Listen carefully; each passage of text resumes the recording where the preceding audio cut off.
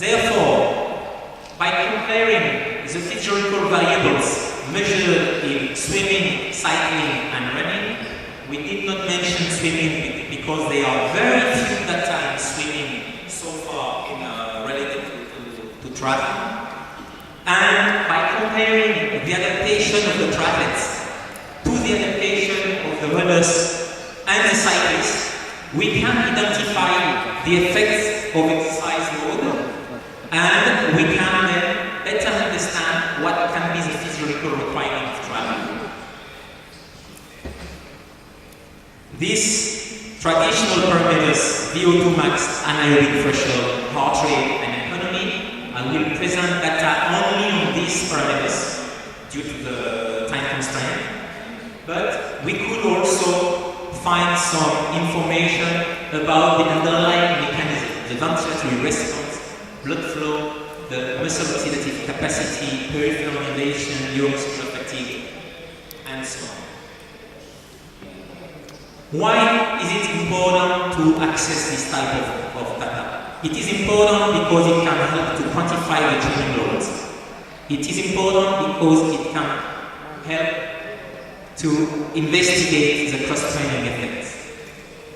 It is also important because the scientists can help the practitioners and coaches to better develop their training methods, and especially we can develop some innovative intermittent or interval training method based on VO2 kinetics. I'll go to this point later.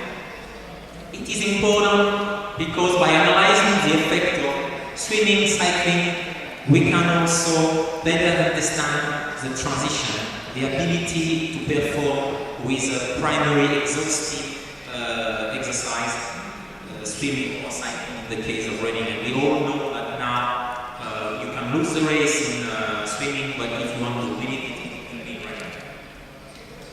It is important because scientists can help to better design specific testing protocol. And finally, and it is one area where Veronica is very competent on, it is important because by quantifying training, you can assess the cumulative stress on cycle and run training and better measure the risk for injuries. And we are lucky because in triathlon we know that the injuries rate is lower than in the other sports, and it's probably due to this cross-training effect, and it's probably due to this type of mechanisms.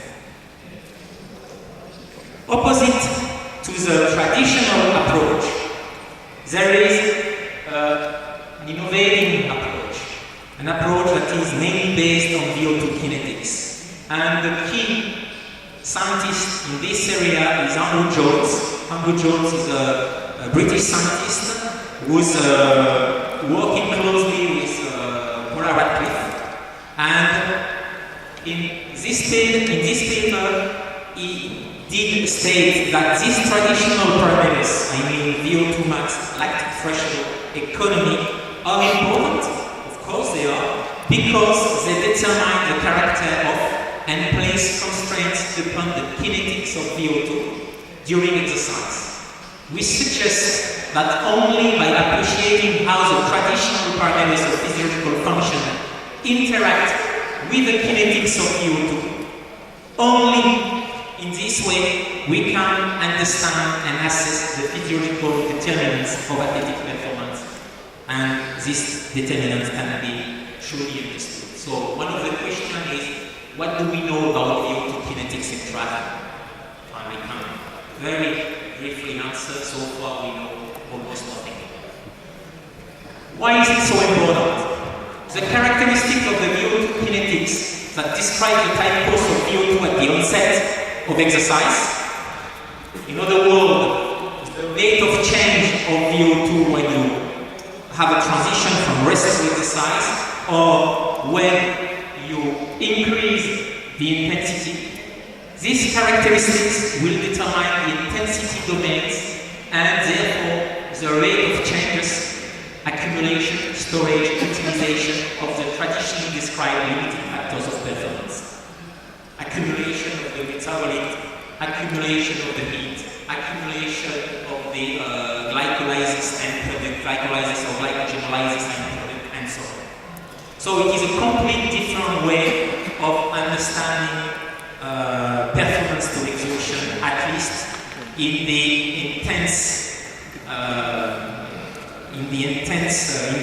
above the critical power intensities. So, if you observe this curve, you can see that for a given power output, obviously you will have a given time to exhaustion, time limit.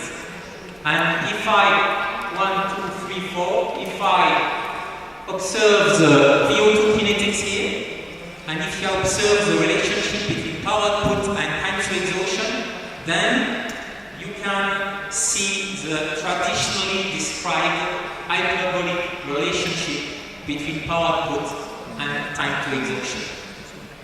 This curve is very important. From the traditional parameters, again, VO2 max, lactic threshold, economy, now we state that the oxygen uptake kinetics will be central because it will influence the rate of accumulation in these different factors. Carbohydrate oxidation, heat storage, anaerobic capacity utilization, metabolic accumulation. And the VO2 kinetics will be different in the different intensity area, in the different intensity zone. Below the lactic threshold, you will get a plateau.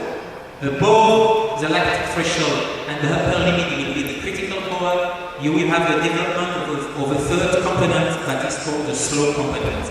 And above the critical power, you will have the amplitude of this slow component will make it possible for the athletes to reach VO2 max, although is not at the velocity associated to VO2 max.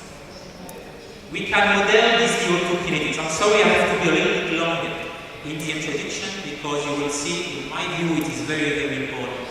So we can model this VO2 kinetics. Briefly, we can speak only on the speed of the primary phase.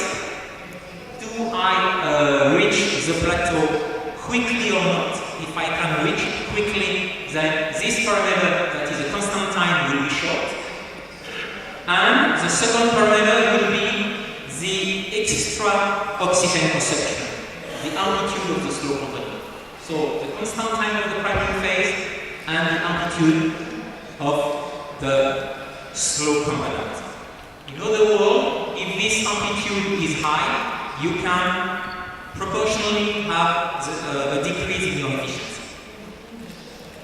It is known that when you train, first you're going to speed the kinetics. You're going to reach the plateau quicker. Then you're going to reduce the amplitude of the slow component. And then third, you will improve your economy.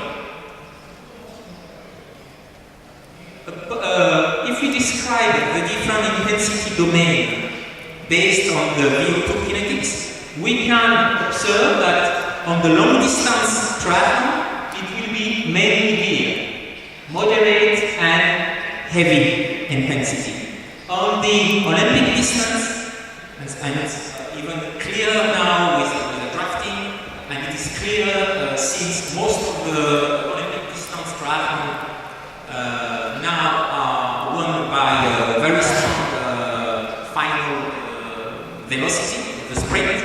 You can observe that it is related to the severe and the extreme intensity. So, on this basis, you can understand that in our view, it's going to be different type of training and different type of athletes, even if the data are not so clear at the moment. This publication is brand new, it's been published only 10 days ago, and again, you have the power output time to exhaustion relationship. If I show this relationship this way, you can find the critical power and you can find the work that can be performed above the how does it relate with VO2 kinetics. In this publication,